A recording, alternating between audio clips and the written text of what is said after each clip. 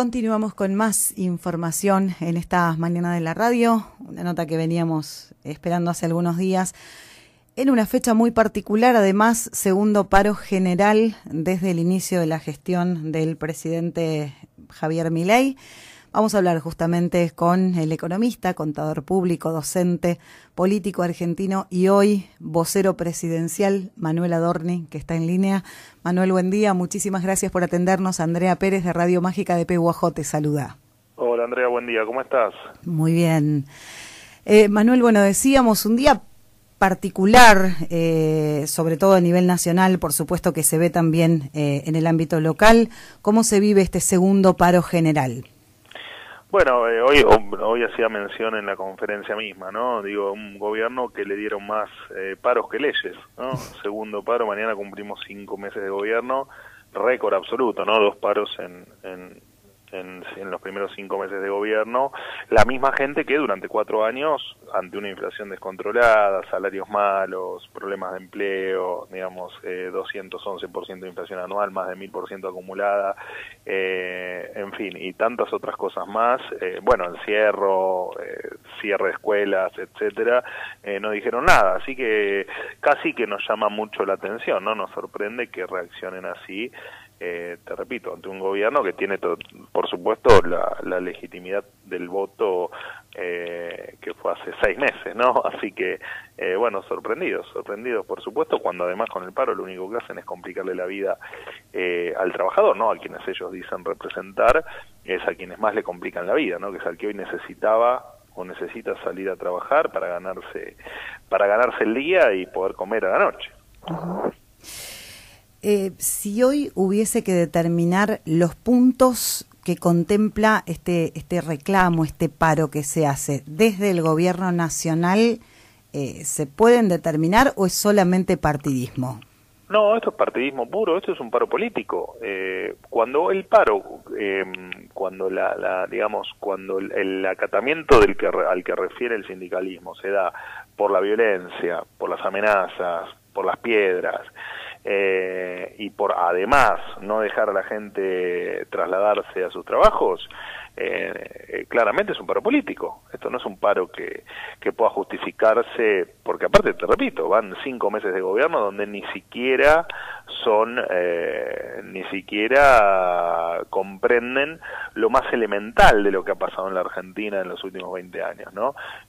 Sindicalismo, aparte, que ha fracasado sistemáticamente, ¿no? Es un sindicalismo que hoy representa también la causa de un 45% de informalidad laboral, de salarios miserables, de 11 años sin generar empleo en la Argentina. Digo, de eso también es parte responsable quienes hoy nos acusan de estar haciendo no sé qué cosa con la Argentina. Así que gente que además está en los cargos hace 20, 30 o 40 años en el poder sindical y que vive básicamente el esfuerzo de terceros, ¿no? De quienes ellos dicen representar. Así que claramente es un paro político y claramente quieren quedarse en el 10 de diciembre. Bueno, nosotros no lo vamos a permitir. Manuel, se están anunciando algunas medidas que se van a implementar. De hecho, y antes de que comience este paro, se habían anunciado las medidas que el Gobierno Nacional piensa implementar con quienes participan o coaccionan sobre aquellos que quieren trabajar. En ese caso, ¿qué es lo que se piensa hacer respecto de lo que ocurra durante la jornada de hoy? No, bueno, nosotros primero, por un lado, por supuesto, temas de seguridad, la seguridad está garantizada, lo dijo la propia ministra Bullrich hace un rato en declaraciones, en una improvisada conferencia de prensa, y por supuesto el protocolo antipiquete y todo lo que implica que quien esté en la calle esté seguro, se va a cumplir a rajatabla.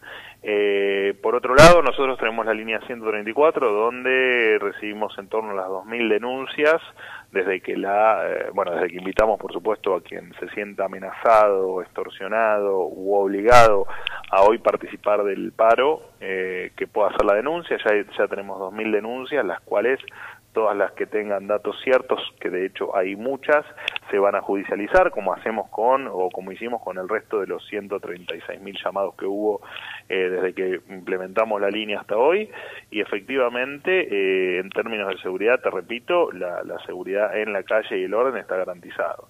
Luego, bueno, con respecto a, supongo que te referís al descuento del día de paro, es irracional que quienes no vayan a trabajar porque paran, haya un contribuyente del otro lado pagándole el día de trabajo, cuando no lo está haciendo y cuando el salario es una contraprestación al trabajo que cada uno hace, ¿no? Es en tu caso, en el mío y en el caso de quienes deciden parar también, así que es razonable que no le hagamos pagar a la gente por aquel empleado que decide no ir a trabajar, independientemente del motivo del reclamo, ¿no?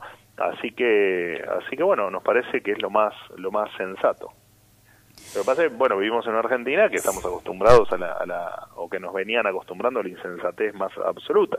Pero bueno, hay cosas en la Argentina que estamos teniéndolas de sentido común, que es lo que es primero por lo que la gente votó al presidente Milei, pero además porque es lo que corresponde, ¿no? Tenemos que dejar de pensar a la Argentina como un país delirante, como lo pensábamos hasta el día de diciembre, y empezar a pensar en un país normal. El que no va a trabajar y decide no hacerlo, y tiene por supuesto, la potestad de hacerlo, y efectivamente está dentro de sus derechos, pero también está el derecho a que el contribuyente no tenga que abonar salarios de gente que no va a trabajar.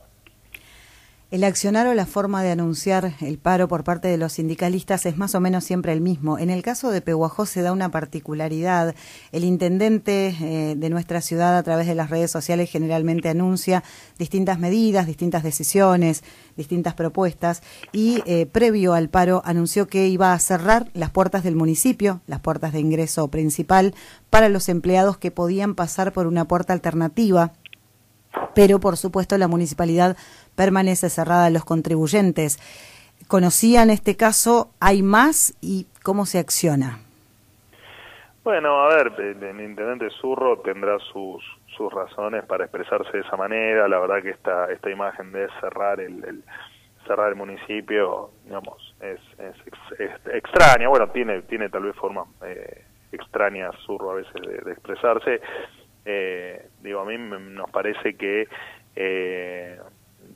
vivimos en un país con un montón de necesidades y de la catástrofe que nos dejaron, incluso gente a la cual Zurro pertenece al espacio, durante tantos años. Me parece que necesitamos efectivamente dar vuelta a la página y pensar en una Argentina distinta, ¿no? Una Argentina donde se produzca, donde se trabaje, donde el mérito vuelva a ser parte de la discusión y que el mérito vuelva a ser parte del por qué a una persona se la reconoce.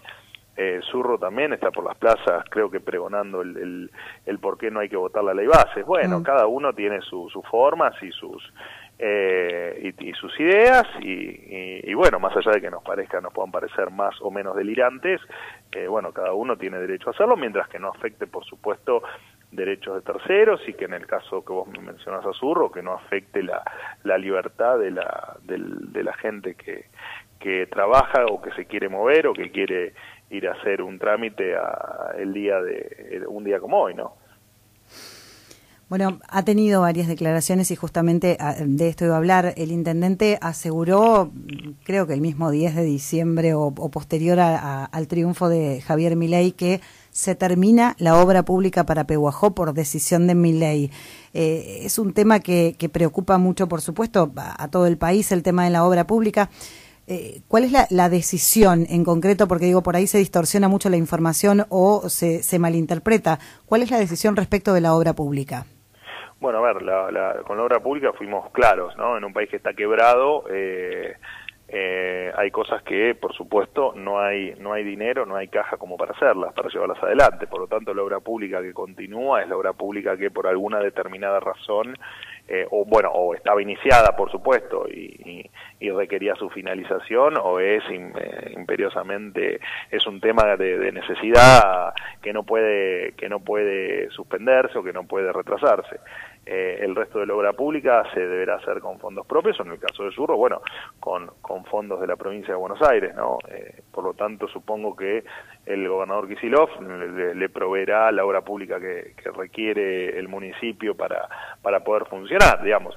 De todas maneras, bueno, si el intendente tiene alguna idea de cómo generar fondos adicionales para poder hacer obra pública, recibimos, digamos, la sugerencia. Nosotros no vamos a hacer, por ejemplo, alguna de las cuestiones como como hacen algunos municipios, que de hecho creo que Pehuajó es uno de ellos, ¿no? Donde proponen la indexación automática de tasas o donde proponen agregar extras al expendio de combustible, en virtud del mantenimiento de la red vial, o bueno, en el caso de Pehuajó también tiene sueldos municipales muy bajos, excepto el de los funcionarios de alto rango. Digo, bueno, este es un país que lo han dejado absolutamente quebrado, digamos, si la solución es agarrar una máquina de hacer billetes, imprimir billetes, eso no va a pasar nunca durante el gobierno del presidente Milei, porque tenemos claro dónde está el problema de la Argentina, o dónde está la madre de la batalla en términos inflacionarios, ¿no? Nosotros no estamos dispuestos a convivir con la inflación a la que nos trajo el 20 años de populismo. Eso no estamos dispuestos. Y efectivamente, dentro de ese marco del equilibrio de las cuentas, está el que la nación dejó de ser el papá de las provincias, ¿no? La nación pasa, ¿por qué? Porque no puede emitir más, ya no puede salir a salvar los desastres de las cuentas locales, provinciales en este caso, ¿no? Y entiendo que las provincias tienen la misma o deberían tener la misma lógica con sus municipios.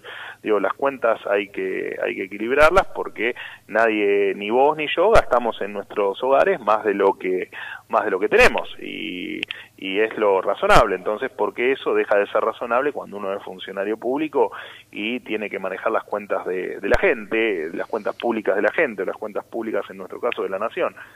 No hay lugar para eso. No entiendo bien de dónde quieren que inventemos los recursos para determinados gastos, porque no nos olvidemos que antes la máquina de hacer billetes generaba inflación, la inflación generaba no solo falta de proyección, de inversión y de vistas al futuro, sino que además generaba que el sueldo de los trabajadores se vaya degradando con el tiempo.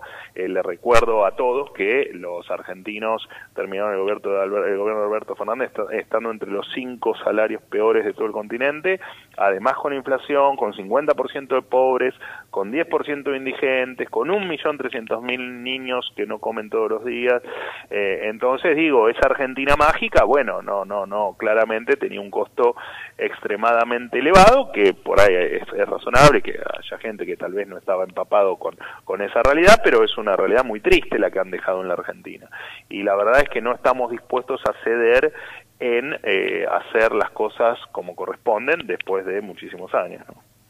Es importante lo que decías, las obras que estaban iniciadas continúan, están garantizadas, no es que se dejaron... Eso lo dijimos desde el principio, toda obra que era necesaria su finalización o continuarla por determinadas razones, que te podés imaginar, no estoy al tanto de cada una de las obras, pero efectivamente fue una decisión desde el 10 de diciembre, ¿no? De continuarlas, porque aparte era antieconómico dejar algo en lo que se había invertido mucho dinero, dejarlo por la mitad.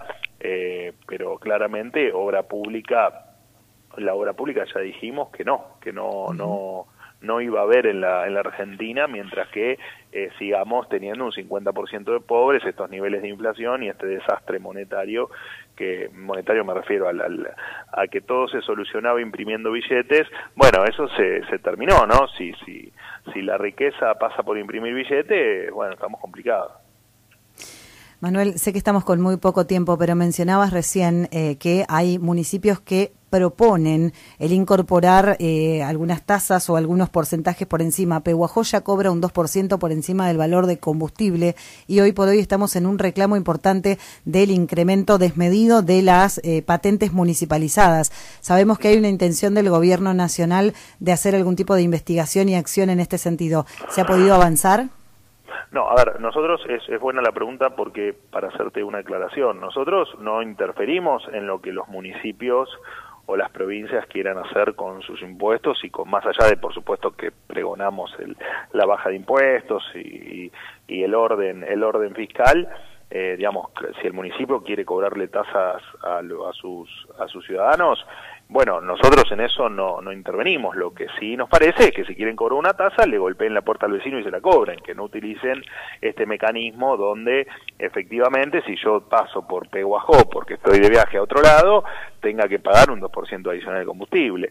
Y porque nos parece que en tal caso, si el ciudadano, el habitante de Peguajó quiere pagar una tasa, tiene que, le tienen que ir a golpear la puerta y cobrársela desde la municipalidad, y no tiene por qué incrementar el valor del combustible. Esa es la postura general, digamos, ¿no? Después, por supuesto, cada uno puede hacer lo que quiera, está en la libertad de cada municipio dentro de la ley hacer lo que le parezca, pero no utilizar este mecanismo casi extorsivo, ¿no? Porque en definitiva no te dan la opción de nada, y nos parece que, y estamos evaluando las mejores alternativas para que esto no ocurra desde lo legal y desde lo normativo, ¿no?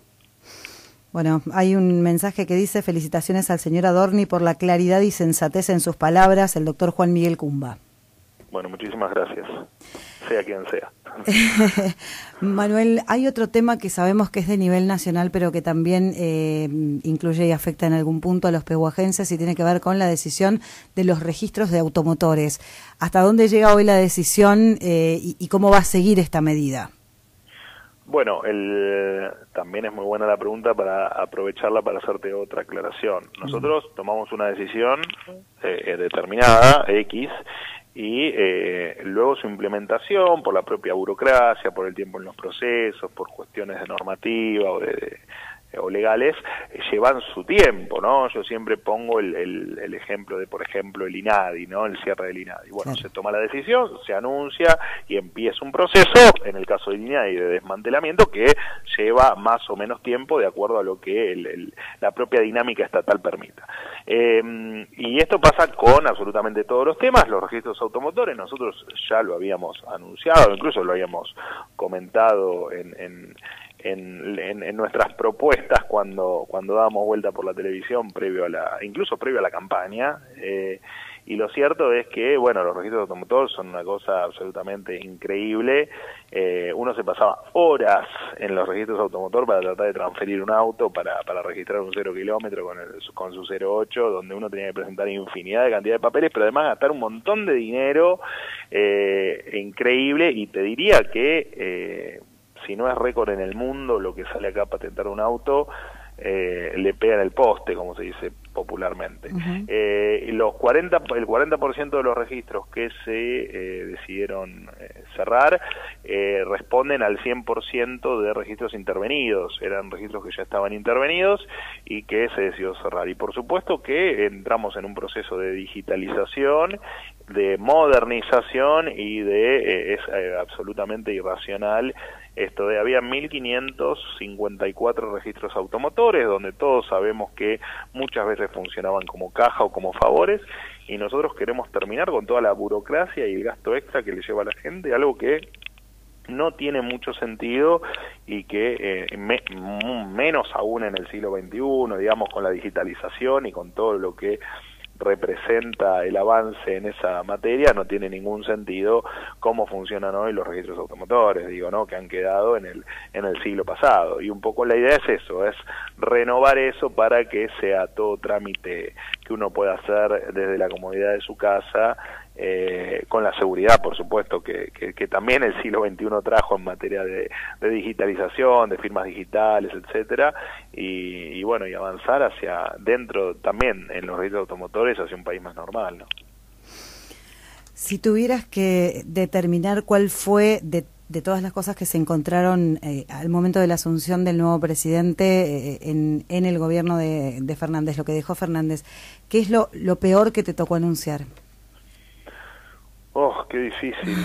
Qué difícil, porque mira, no las llevo contadas, pero imagínate que ante una conferencia por día, la verdad es que fueron un montón las conferencias. A mí me parece que hubo temas tal vez muy para la opinión pública muy interesantes, o que la gente esperaba mucho. Por ejemplo, el INADI, por ejemplo, cambios en el INCA, el Ministerio de las Mujeres.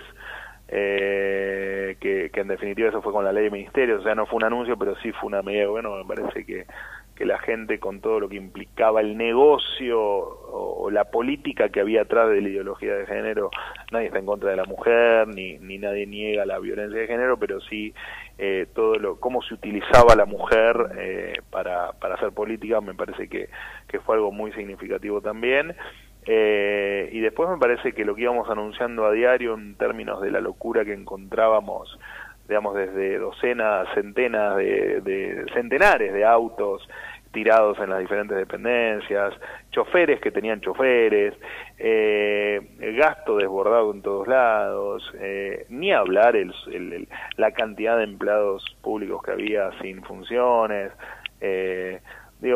Argentina es un gran delirio, digamos, ¿no? Un gran delirio. Bueno, deudas, de lo que se te ocurra. Ahora, o si me decís, elegí algo de eso, mira, me parece que todos los días fuimos encontrando cuestiones, algunas mayores, otras menores, que las fuimos muchas comunicando, y me parece que lo interesante, más que un episodio puntual, es el hilo que fuimos siguiendo de tratar de contarle a la gente. Bueno, a mí me pareció brutal el tema del negocio que había con comedores, el negocio que había con, bueno, mucho más grave aún, por supuesto, es lo que pasó en Chaco con este negocio que había de cambiar planes sociales por favores sexuales, o amenazar con cortarle a una persona el medicamento oncológico a cambio de una parte del plan. Digo, había la inmundicia humana más profunda, la vimos especialmente en la parte social, ¿no? Donde se usaba el hambre para hacer negocios o para beneficio propio. Eso nos pareció, creo que lo más brutal. Creo que si me das a elegir, yo creo que eso fue lo más brutal que tuvimos que comunicar. Bueno, nos quedamos sin tiempo, pero emulando un poco lo que fue el debate en campaña, por sí o por no, ¿se están logrando los pasos que se pretendían en el gobierno de Milei hasta el día de hoy, en el 5º mes? Sí, totalmente, y más allá de que uno tenía evaluado la falta de apoyo político, porque estamos rompiendo con el status quo, estamos rompiendo con un esquema de hacer política de 100 años en la Argentina, y que éramos conscientes de las complicaciones. La verdad es que tal vez nos hubiésemos sentido más satisfechos si la política en general acompañaba un cambio que pidió la gente, ¿no? Y me refiero puntualmente a la ley, por supuesto, que consideramos que la primera vez debió haber sido ley ya, porque efectivamente lo único que hacía era intentar mejorarle en el mediano y largo plazo la vida de la gente. Pero la verdad que también satisfechos por, a pesar de haber logrado avanzar, y entendemos de hecho yo mismo lo fui contando y lo fui anticipando en la conferencia, digo, el mal momento que la Argentina atraviesa, los problemas de inflación, la pérdida de poder adquisitivo, digamos, los problemas de actividad, de todos somos conscientes, todos sabíamos que iba a ocurrir, y digamos, lamentablemente es el costo que estamos pagando por la brutalidad que tuvieron para maltratar a la Argentina durante tanto tiempo. Muchas cosas las íbamos diciendo el año pasado, solo por ponerte una referencia, el plan Platita, ¿no? Que todos dijimos, miren que esto un día lo vamos a pagar carísimo. Bueno, lo estamos pagando carísimo, pero estamos haciendo todo para efectivamente que más pronto que tarde, efectivamente la economía vuelva a crecer, ya sin inflación. Ya hay algunos síntomas de que las cosas están empezando a dar la vuelta, que va desde créditos hipotecarios, algunos rubros en particular que empiezan a mostrar reacciones, ni hablar el mundo viendo a la Argentina de una manera que incluso muchos lo dicen, que no se la veía hacía décadas. Así que estamos, digamos, no sé si la definición es satisfechos, pero la verdad que con lo que hacemos sí, estamos satisfechos, ansiosos por supuesto, porque todo empieza a dar sus frutos, y porque esta charla que estamos teniendo ahora sea de otro tenor dentro de unos meses, cuando podamos hablar de otro tipo de cuestiones. Aguardamos esa misma nota, con buenas noticias, por supuesto, y poder hablar en otro momento de otra Argentina y de otro país, que es el que todos estamos esperando. Manuel, agradecerte enormemente por estos minutos, por hablar directamente con el interior. A veces la intervención de medios nacionales hace que la información llegue distorsionada. Muchísimas gracias y estamos a disposición. Bueno, muchísimas gracias por haberme llamado, por la nota y bueno, un saludo por supuesto a toda la gente de Pehuajó y de alrededores y bueno, y gracias a todos los que hoy se levantaron con ganas de seguir trabajando, de seguir apostando y de seguir esforzándose en un contexto difícil, en un país complejo y con todavía algún político que no quiere una Argentina distinta. Les agradezco a todos porque la verdad es que necesitamos el apoyo de todos y que todos entendamos que de esto se sale trabajando. Muchísimas gracias. No, por favor, hasta luego. El vocero presidencial, Manuel Adorni, hablándonos de la situación